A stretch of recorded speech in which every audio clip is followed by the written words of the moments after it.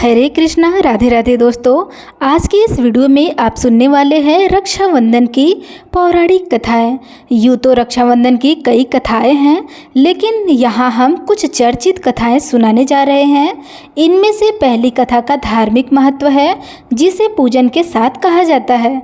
बाकी की कथाएं भाई बहन के प्रेम के प्रतीक इस अनोखे त्यौहार की महत्ता से संबंधित है।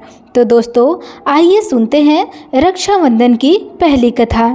एक बार युधिष्ठिर ने भगवान श्री कृष्ण से पूछा, हे अच्युत, मुझे रक्षाबंधन की वह कथा सुनाइए जिससे मनुष्य की प्रेत बाधा तथा दुख दूर होता हो।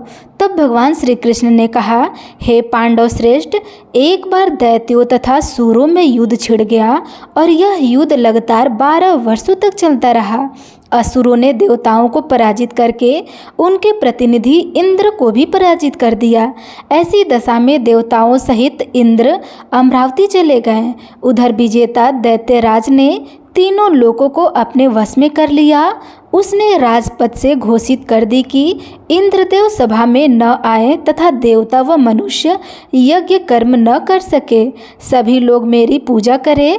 तब दैत्यराज की इस आज्ञा से यज्ञ, वेद, पठन पाठन तथा उत्सव आदि समाप्त हो गए। धर्म के नाश से देवताओं का बल घटने लगा। यह देखकर इंद्र अपने गुरु बृहस्पति के पास गए तथा उनके चरणों में गिरकर निवेदन करने लगे कि गुरुवर, ऐसी दशा में परिस्थितियां कहती हैं कि मुझे यही प्राण देने होंगे। न तो मैं भाग ही सकता हूँ और न ही युद्ध भूमि में टीक सकता हूँ। कोई उपाय बताइए। तब बृहस्पति देव ने इंद्र की वेदना सुनकर उसे रक्षा विधान करने को कहा। श्रवण पूर्णिमा को प्रातःकाल निम्न मंत्र से रक्षा विधान संपन्न किया गया।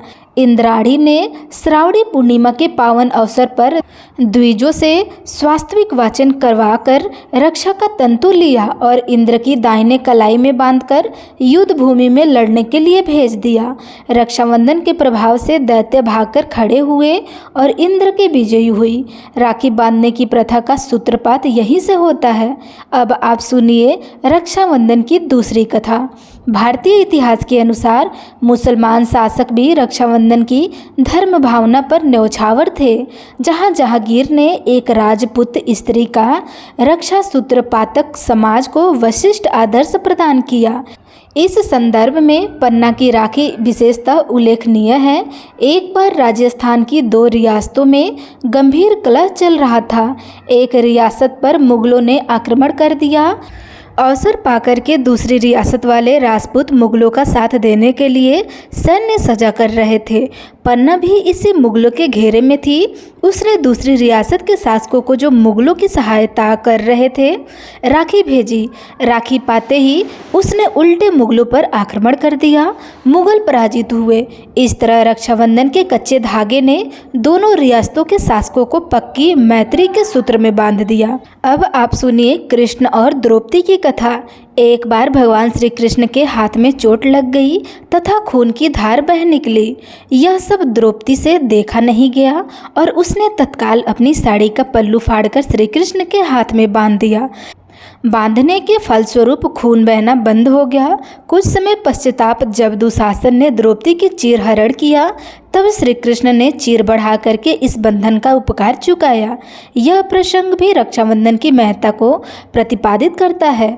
अब आप सुनिए हुमायूं कर्णावती की कथा। मध्यकालीन इतिहास की घटना है। चित्तौड़ की इंदु रानी कर्णावती ने दिल्ली के मुगल बादशाह हुमायूं को अपना भाई मानकर उनके पास राखी भेजी थी। हुमायूं ने रानी कर्णावती की राखी स्वीकार की और समय आने पर रानी के सम्मान की रक्षा के लिए गुजरात के बादशाह से युद्ध भी किया। तो दोस्तों, ये रही रक्षाबंधन से जुड़ी हुई कुछ पौराणिक कथा। वीडियो अच्छी लगी हो तो लाइक कमेंट अवश्य करिएगा। धन्यवाद।